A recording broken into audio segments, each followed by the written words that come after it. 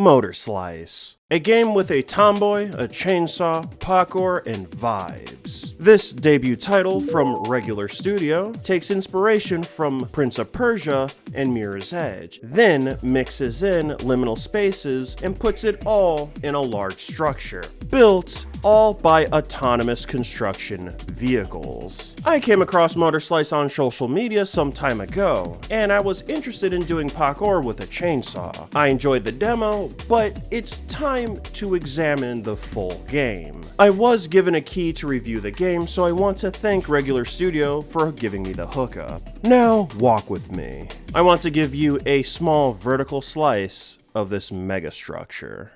I'm going to show Chapter 3, Falls. But we will start on the 4th checkpoint where I spawn in front of a fight room. The machines that are present are basic motors, a flying motor, and a roller. Flying motor shoots saw blades, so I deal with it first.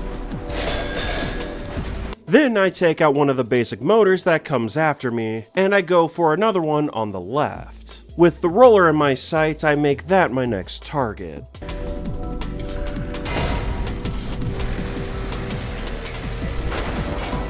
Lastly, I go for the basic motor that is inside the building. With the combat room finished, I move forward. But before that, I want to mention that this room has orbs to collect. This collectible has a timer on them. In order to collect them properly, you have to collect them all and reach the cargo triangulation zone. And so here's what that looks like.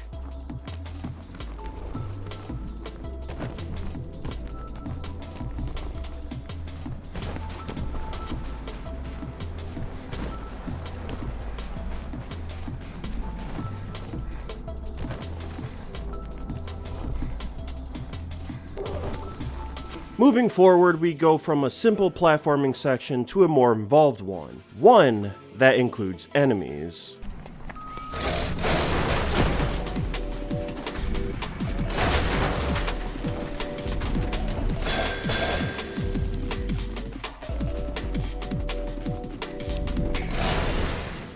Platforming in Motorslice functions like a polished version of Prince of Persia: Sands of Time. You hang on the walls, wall run / jump across gaps. If you're familiar with those games, the visual cues are similar to when you're running out of momentum while running. The difference between these games is that Motorslice doesn't have the rewind.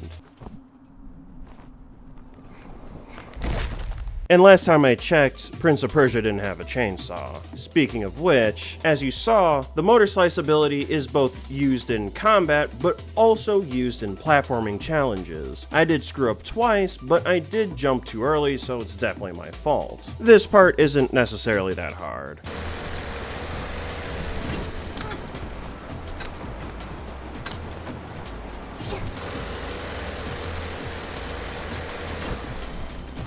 After the platforming section, I will enter another fight room, which I'll show a montage of me defeating them.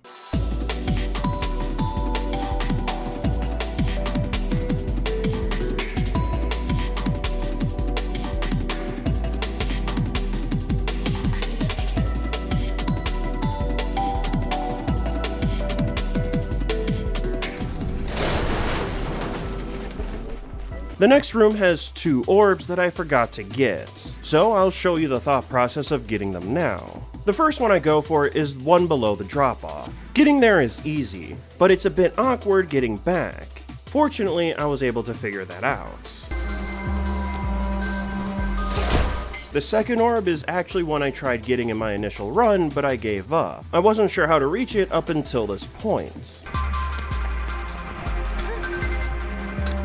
From here, it's straightforward. The boss fight I'm going to show isn't that far from here. What's left is another fight room and an orb. So let's just go to the boss fight.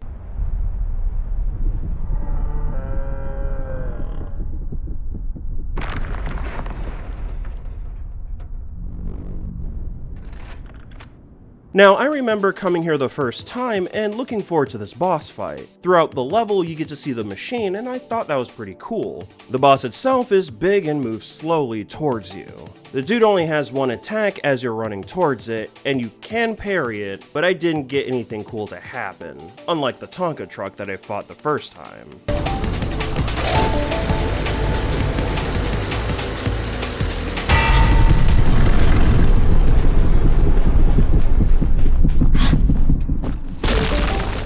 To defeat the machine, all you need to do is Motorslice the weak points, which there are 4 in this fight. There isn't much opposition towards the player as they're platforming. Halfway you'll see the panels flip up, although I didn't choose to interact with them, instead I kinda just went my own way. I even did this in my initial playthrough. A simple swing into a slide into some motor slicing and the boss is defeated.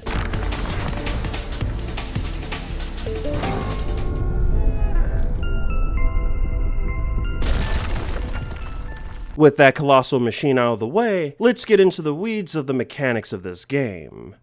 How does Motorslice actually work? The game has 2 parts to it, platforming and combat. Let's start with the platforming. Slicer P can run and jump. When jumping off a higher ledge, using the soft landing is needed so you don't stagger. The soft landing will also transition into a slide so you can go under objects. Obviously, you can do this while grounded as well. When you jump at a wall straight on, you will climb it for a little bit before dropping. This will be used to scale up walls. However, you can transition into wall running by jumping off the wall, going left or right. She can only wall run for a short period of time before she'll drop, so she must jump to another wall to keep going. She can balance on poles, climb them, and swing off them.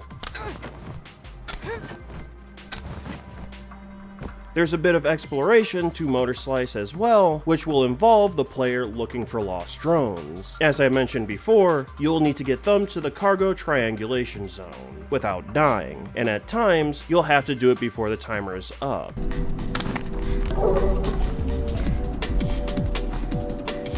Should you need help looking for these orbs, you can scan the area using her goggles. The combat is much simpler in Motorslice. This tomboy only has a basic attack. The player is able to ready the attack, which can make it easier to parry because you'll need to attack at the same time as the enemy.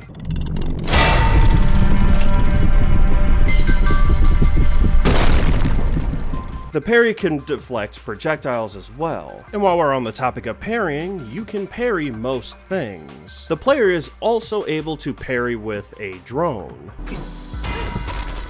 But you can't parry gravity. So unfortunate. Later in the game, you'll need to jump attack an enemy in order to get your jump back, so you can go over gaps. When the tomboy is near a yellow surface, she can do the Motorslice.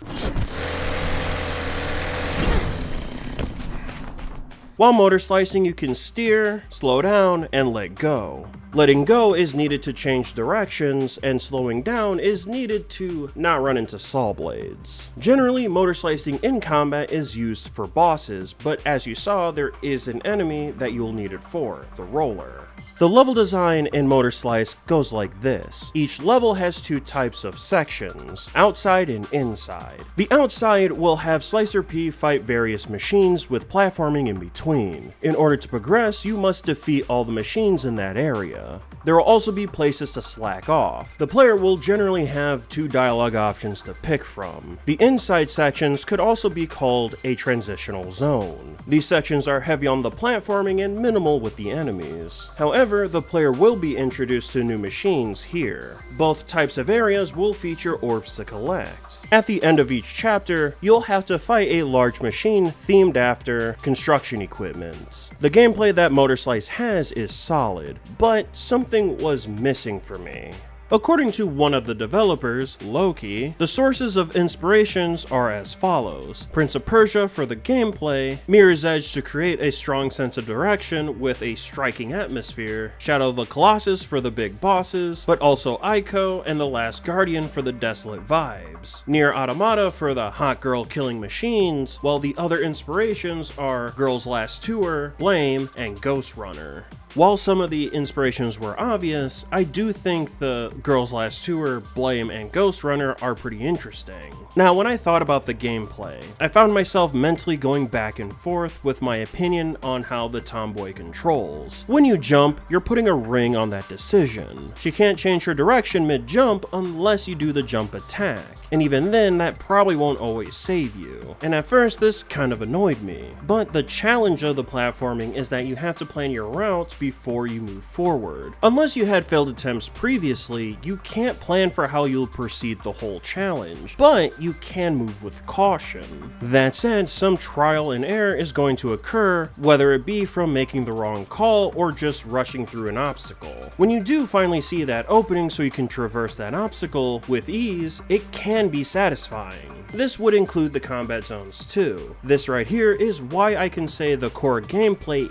is solid. I can feel the satisfaction of completing most platforming challenges that are both required and optional. The optional challenges coming from the orb collecting, of course. And while I didn't 100% complete it, this is where I got my gratification. I found it pretty interesting planning and executing the route back to the zone. The combat was good, but at times I didn't feel like I was being pushed enough as a player. So that's why I feel like the platforming resonated with me more. Not to say I didn't enjoy them at all, as there were some combat arenas that I enjoyed more than others. That said, I want to get into the negatives that I felt were in the gameplay of Motorslice. This would include the bosses and the ending. In Motorslice, the bosses themselves aren't even that bad. However, it'd benefit the game if they had a way to fight back when the player gets on them. Every boss has a way to attack the player as they're running at them. The Tomboy has the ability to retaliate them and parry. When you're able to jump on the machine, they can do nothing to fight back. The colossal machines just kind of idle as you destroy them. Looking at the Tonka truck specifically, it does try to get the player off. The other colossal machines should be able to do that and have obstacles layered on top of what they already have. Let's look at the boss of the power drill. Obviously, this boss only has the power drill to attack, and it usually only uses it once. And by then you're already trying to climb it. Having one more move to deal with can make the fight a little bit more interactive. This could include the saw blades, which have been used before.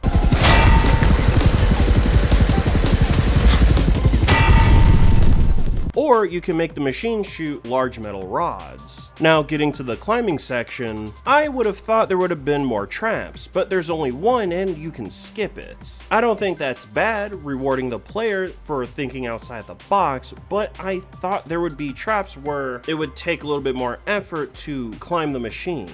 You wouldn't have to spam the traps either, just enough for there to be resistance. Having the saw blades that travel on the ground, maybe the boss can try to shake you off. Just something a little bit more. You can use this logic for the other bosses if you like, especially the helicopter boss, as it does need to be a little bit more threatening. I kind of almost beat it in one cycle, and then it didn't even retaliate. The best boss in Motorslice comes from Chapter 7, because it's one big obstacle course. The machine is unique in how it presents its challenge. And I want to make sure you all know this, not all bosses need to be like this one, but to me this is the best example of what bosses could have been like if their ideas were pushed further. Getting to the other negative, I want to talk about the fact that there's not much of a finale when it comes to the gameplay. I won't show the last cutscene, but Luqui, this is to you directly. Remember when I told you that I wanted to platform that? This is why. Every chapter included a new mechanic for the player to learn and adapt to, but I rarely felt like I had to master anything beyond the base movements. When I got to the final level and completed it, I didn't feel like it was a finale. In that moment, Motorslice felt like the mechanics were still building up to a final challenge. I'll admit it was really cool going through the building only to see that it was blocked off. Like the game was telling the player that you're just gonna have to take what we throw at you next. However, that's not enough. All I wanted to see was one more level, a final level that uses all the elements in the game that were shown to the player. The enemies, the traps, utilizing everything Slicer P can do. That's all I'd want. If something like that were to appear in the future, let me future-proof this by saying I kinda wish this was in the base game. Anyway, Anyway, I went over a lot regarding the gameplay, but there's still the presentation and writing to go over. The presentation for Motorslice is fantastic. Dare I say, my favorite aspect about the game. The visuals uses a contemporary low-poly art style that I'm fond of. I knew when I played the demo, the combination of themes, liminal spaces, and a construction site would stick with me. So I had to ask about the creative process. According to him, it was an iterative process. I knew I was doing a game about climbing stuff, and this world needed to be super interesting, so you would want to climb. Through some testing, we decided to go with a brutalist megastructure setting, mostly for two reasons. One, the minimalist nature of brutalism can make gorgeous vistas with so little, and two, as a tiny team with limited resources, it made sense. After that, I started thinking, what type of enemies would fit in such a setting? And then heavy machinery felt just right in a brutalist game because of the concrete focus. Once heavy machinery was decided, everything else came naturally. A working girl protagonist, a chainsaw as a main weapon, a slice of life story, huge construction equipment, and so on. It was a really fun process. In that response, while it was cool to know how the setting came to be, I also appreciate the honesty with having limited resources. Indie game studios aren't given what AAA studios get, but hey, limitations breeds creativity. Even though the megastructure was mostly sand and concrete, I never found myself bored with looking at the game. Also remembering that Mirror's Edge was used for the inspiration with creating the art direction, I'd say your team achieved that perfectly. Mixing in the music made it unforgettable. If you couldn't tell, I love the music, and it doesn't get much simpler than that. Then the sound effects were also on point. So really, there was just nothing to complain about with the presentation. I think the writing for Motorslice is done well. The premise for Motorslice can be summarized like this. Slicer P has to climb the array megastructure. She has to take out all the machines, and most importantly, failure is forbidden. After that, the game chills out and goes for a more slice of life vibe that I mentioned beforehand. Based on what the developer told me, contrast is the main concept in Motorslice. You go through dark and very bright areas. A dead world, yet colorful. So I thought having a tonal shift for the story would be cool. In one moment you are fighting gigantic machines, in another you're goofing around. This is fun. I thought a slice of life type of story would fit the premise. She's not a hero, just an ordinary girl in a helpless world.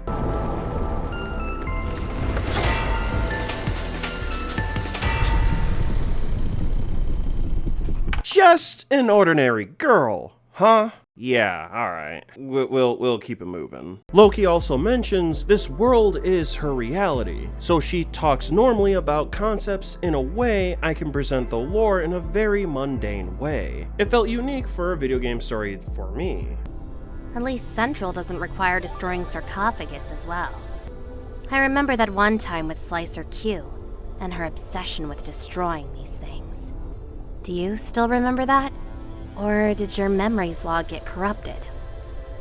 I can respect the choice to make the contrast the main through line for the narrative. You've created a bleak world where people have to take jobs going up a megastructure to fight machines. A job where failure is forbidden. Not to mention this rank P slicer is a lonely woman in her 20s talking about random stuff, including how nice it is to be rank P to a drone that she occasionally hits on. Drones can't actually reciprocate human emotions, only imitate doing so. Is she even allowed to make meaningful connections with other people? Something can be seen here, at least more than just titillation for the player, and that's if they wanted to go down that route at all. If the studio did, which I would personally prefer, then the contrast would have been more compelling to the narrative if there were scenes in the game that show her loneliness getting to her in both a obvious and subtle manner. This would add an extra layer of relatability, and I think that could have gone a long way to make her seem more human to the player. But you know, that's if they wanted to go down that path at all.